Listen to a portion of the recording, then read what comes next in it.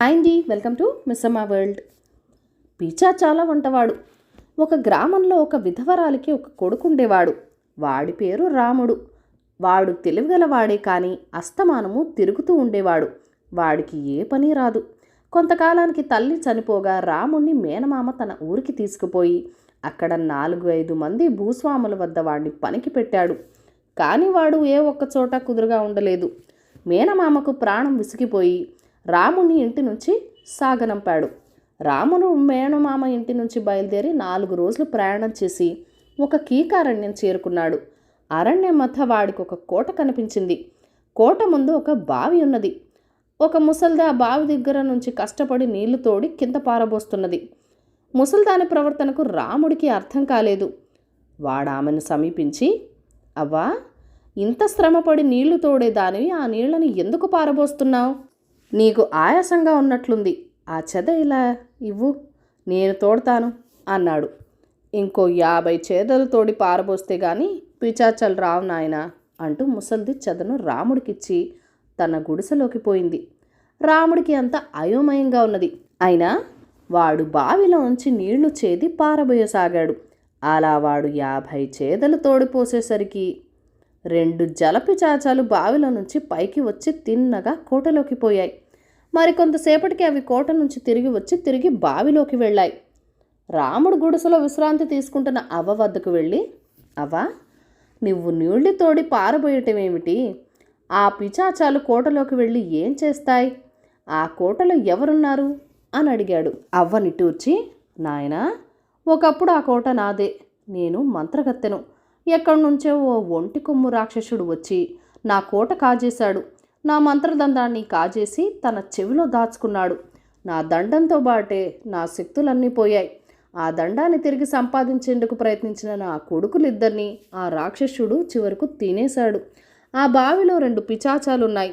ఎవరైనా బావిలో నుంచి 100 చేదలు నీరు తోడేస్తే అవి బయటికి వస్తాయి. అవి రాక్షసుడికి వంట చేసి పెడతాయి అన్నది. అవ్వా, నీ మంత్రదండాన్ని నేను తెచ్చిపెడతాను, నువ్వు నిశ్చింతగా ఉండు అన్నాడు రాముడు. వాడా రోజు అవ్వ గుడిసెలోనే ఉండి అవ్వ పెట్టిన భోజనం తిన్నాడు. మర్నాడు బావిలో నుంచి 100 చేదల నీళ్లు వాడే తోడిపోశాడు. పిచాచాలు బావిలో నుంచి వచ్చి కోటలోకి పోయాయి. రాముడు కూడా వాటి వెనకాలే వెళ్ళాడు. లోపల వంటింట్లో రాక్షసుడు వేటాడి తెచ్చిన మృగాలు కుప్పపోసి ఉన్నాయి. పిచాచాలు గబగబా పొయ్యి రాజేసి మాంసం తరిగి వంటనారంభించాయి. రాముడు వెనకపాటుగా వెళ్ళి 2 పిచాచాల జుట్టు పట్టి ఎత్తి పొయ్యి మీద మాంసం ఉడుకుతున్న గంగాళంలో వేసేశాడు. రాముడు వంట పూర్తి చేసి పర్వతంలా పడుకుని నిద్రపోతున్న రాక్షసుడిని లేపి వడ్డించాడు. పిచాచాలు చేరటం వల్ల కాబోలు రాక్షసుడికి భోజనం ఈరోజు మరీ బాగుంది. ఆహా, ఈరోజు వంట ఎంత బాగుంది! ఎవరు చేశారు ఈ వంట అన్నాడు రాక్షసుడు. రావణుడు ధైర్యం చేసి రాక్షసుడి ఎదుటపడి, ఇవాళ పిచాచాలు రాలేదండి, వంట నేనే చేశాను అన్నాడు. రాక్షసుడు మొదటిసారిగా రాముడికేసి తల తిప్పి తేరివారా చూసి, నువ్వెవరు అని అడిగాడు. నేను పిచాచాల వంటవాణ్ణి అన్నాడు రాముడు. భేష్, నీ వంట బాగుందిరా అబ్బి, ఇక రోజు నువ్వే వచ్చి వంట చేస్తూ ఉండు, పిచాచాలను రావద్దను అన్నాడు రాక్షసుడు. రాక్షసుడు కడుపు నిండా తిని మళ్ళీ పడుకుని కోట దద్దరిల్లేటట్టు గురకపెట్టి నిద్రపోసాగాడు. ఆ సమయం చూసి రాముడు రాక్షసుడి చెవిలో ఉన్న మంత్రదండాన్ని సంగ్రహించి తీసుకుపోయి గుడిసెలో ఉన్న అవ్వకిచ్చాడు. మంత్రదండం చేతికి రాగానే అవ్వకు 1000 ఏనుగుల బలం వచ్చినట్లయింది.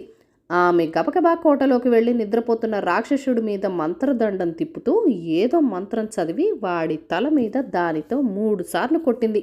వెంటనే ఒంటికొమ్ము రాక్షసుడు భగ్గున మండి బూడిదైపోయాడు. తర్వాత మంత్రగత్తె రాముడితో, నాయనా, నా కొడుకులు పోతే పోయారు, నువ్వే నా మనవడవు అనుకుంటాను. ఈ కోటలో అంతులేని ధనం ఉన్నది, దాన్ని తీసుకుపోయి సుఖంగా బతుకు అన్నది. మంత్రగత్తె చూపిన ధనమంతా మూటగట్టుకొని రాముడు మేనమామ ఇంటికి తిరిగి వచ్చాడు. తన మేనల్లుడు ప్రయోజకుడైనందుకు మేనమామ సంతోషించి వాడికి తన కూతుర్నిచ్చి పెళ్లి చేసి తన వద్దే ఉంచుకున్నాడు. రోజులు బాగుంటే ఒక గ్రామంలో ఒక రైతుకు ఒక కొడుకు ఉండేవాడు. వాడి పేరు భీముడు. తండ్రి బతుకున్నంత కాలము వాడు తినటము తిరగటము తప్ప ఇంకే పని చేయలేదు. తెలివితేటలంటూ ఉండి వాడు బతుకు తెరువుకు ఒక్క విద్య నేర్చుకోలేదు. తండ్రి పోయాక వాడు తన కాళ్ల మీద తాను నిలబడవలసిన అవసరం ఏర్పడింది. అందుచేత వాడు తనకి తండ్రి వదిలిపోయిన 5 వరహాలు తీసుకుని మొదట వడ్రంగుల పాలెం వెళ్ళాడు. అక్కడ వాళ్ళకి 2 వరహాలిచ్చి పొద్దున్నుంచి సాయంకాలం లోపుగా వడ్రంగమంతా నేర్చుకున్నాడు. మర్నాడు శిల్పి పల్లెకు వెళ్ళి ఆ సాయంకాలం లోపు శిల్ప విద్య నేర్చుకుని శిల్పులకు 2 వరహాలిచ్చి 3వ నాటికల్లా 1 వరహ మిగుల్చుకొని తన స్వగ్రామం చేరుకున్నాడు. అక్కడ వాడు వడ్రంగిగాను శిల్పిగాను కూడా పనిచేస్తూ సుఖంగా జీవించడం ప్రారంభించాడు. ఇంతలో రాజుగారు పుట్టినరోజు వచ్చింది. భీమన్న రాజుగారికి మంచి బహుమానం ఇవ్వాలని నిశ్చయించుకొని మంచి గంధం చెక్కతో చక్కని పెట్టె తయారు చేసి దానికి నగీషీలు చెక్కాడు. తర్వాత చలువరాతితో ఒక ముచ్చటైన విగ్రహం తయారు చేశాడు. దాన్ని ఒక వైపు నుంచి చూస్తే విష్ణువు కనిపిస్తాడు, రెండో వైపు నుంచి చూస్తే శివుడు కనిపిస్తాడు. ఆ విగ్రహాన్ని మంచి గంధం పెట్టెలో పెట్టుకుని భీమన్న రాజుగారికి బహుమానంగా పట్టుకుపోయి పుట్టినరోజు పండగ నాడు ఇచ్చేశాడు. రాజుగారు ఆ బహుమానం చూసి చాలా సంతోషించాడు. ఆయన భీమన్న పనితనం చూసి మెచ్చుకొని 5,000 వరహాలు బహుమానంగా ఇచ్చాడు. భీమన్న ఆ బహుమానం అందుకొని మర్నాటికల్లా తన గ్రామానికి తిరిగి వచ్చాడు. బహుమానం పొందిన భీమన్నను చూసి పొరుగు గ్రామంలో ఉండిన మరొక శిల్పికి ఈర్ష్య కలిగింది. అతను ఇంకా హెచ్చు బహుమానం రాజుగారి నుంచి పొందాలనుకుని తమ దేశపు రాజుగారు శత్రురాజును ఓడించి చంపుతున్నట్లుగా ఒక శిల్పం తయారు చేసి ఒక వడ్రంగి చేత ఆ శిల్పానికి తగ్గట్టుగా ఒక పెట్టె చేయించి పెట్టెతో సహా ఆ శిల్పాన్ని పట్టుకు వెళ్ళి రాజుగారికి సమర్పించాడు. రాజుగారు ఆ శిల్పాన్ని చూడగానే మండిపడిపోయాడు. చుట్టూ ఉన్నవాళ్లు హాహాకారాలు చేశారు. ఎందుచేతనంటే చంపబడుతున్న మనిషి ముమ్మూర్తుల రాజుగారిలాగే ఉన్నాడు. చంపుతున్న మనిషి రాజుగారి పోలికలు ఏవీ కనిపించలేదు. రాజుగారు ఆ శిల్పాన్ని అక్కడే పగలగొట్టి శిల్పికి 50 కొరడా దెబ్బలు బహుకరించి పంపించేశాడు. ఆ శిల్పికి భీమన్న మీద ఉన్న ఈర్ష్య క్రోధంగా మారింది. అతను ఒక రాత్రి భీమన్న ఉండే ఇల్లు కాస్త తగలబెట్టించేశాడు. ఇంతటితో పాటు భీమన్నకున్న ఆస్తిపాస్తులన్నీ బూడిదైపోయాయి.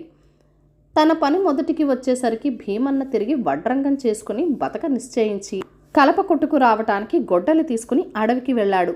అతను రాళ్లగుట్టల మధ్య నడుస్తూ ఉండగా ఒక రాయి తగిలి కాలిగోరు ఊడి చాలా బాధ పెట్టింది. భీమన్న కోపంతో ఆ రాతిని సత్తువ కొద్దీ పక్కకు నెట్టాడు.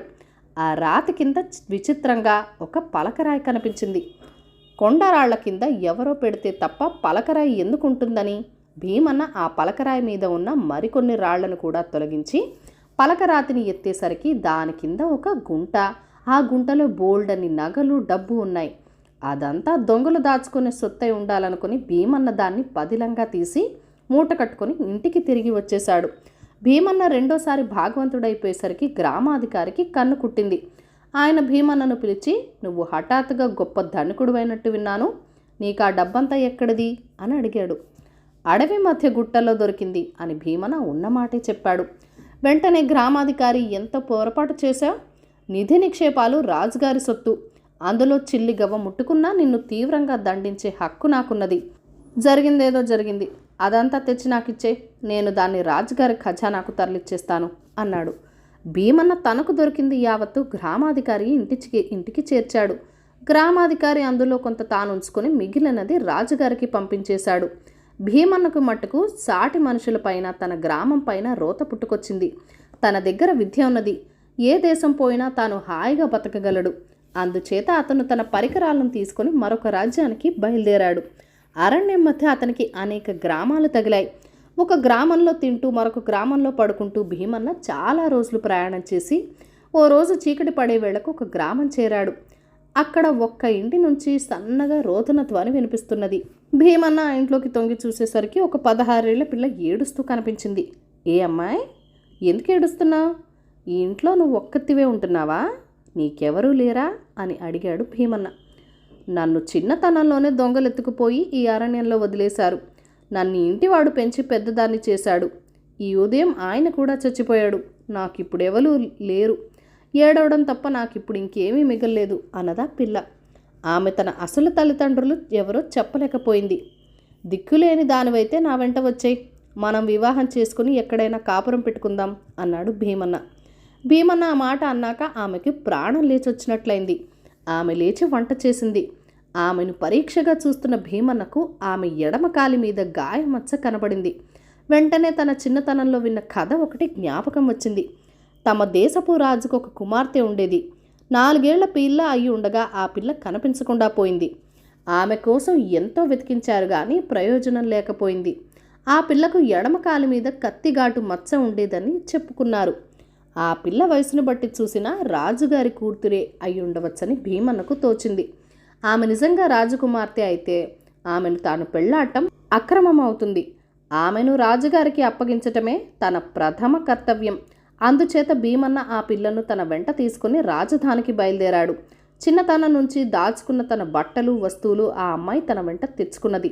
వాటిని చూసి రాజుగారు తన కుమార్తెను సులువుగా పోల్చుకున్నాడు. 12 ఏళ్ల క్రితం పోయిన పిల్ల దొరికినందుకు రాజభవనంలో చెలరేగిన ఉత్సాహానికి అంతులేదు.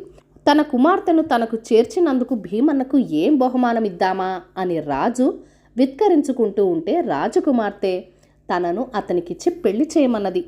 అతనిలో ఏ కోసాన స్వార్థం లేదు. నేను దిక్కులేని దానిగా ఉన్నప్పుడు అతను నన్ను పెళ్లాడమన్నాడు. నేను సరేనన్నాను.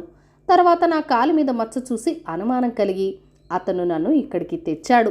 అతను నన్ను మరొక చోటికి తీసుకుపోయి పెళ్లాడి ఉంటే ఎవరూ ఆపి ఉండలేరు అన్నది రాజకుమార్తె.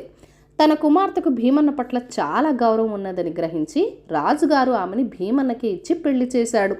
ఆ వార్త తెలియగానే భీమన్న ఉండిన ఊళ్ళో గ్రామాధికారి సన్యాసం పుచ్చుకున్నాడు. పొరుగురులో ఉండిన శిల్పి దేశాంతరాలు పట్టిపోయాడు. కథ కంచికి మనం ఇంటికి. అంటే ఈ కథ ద్వారా మనకేం తెలుస్తుంది? అదృష్టం ఉంటే దాన్ని ఎవరూ ఆపలేరు. చూశారు కదా, గ్రామాధికారి పొరుగురులో శిల్పి తనను మోసం చేయడానికి చూసినా చివరికి దేశపు మహారాజుకే అల్లుడై కూర్చున్నాడు. బాగుంది కదండి ఈ కథ. ఈ కథల్ని లైక్ చేయండి, షేర్ చేయండి. మన ఛానల్ని ఫస్ట్ టైం చూస్తున్నట్లయితే కనుక ప్లీజ్ సబ్స్క్రైబ్ చేసుకొని మీ సపోర్ట్ ఇవ్వండి. మీ అమూల్యమైన ఫీడ్బ్యాక్ అండ్ సజెషన్స్ నాతో కామెంట్ సెక్షన్లో కూడా షేర్ చేసేయండి. Thank you for watching. Bye bye.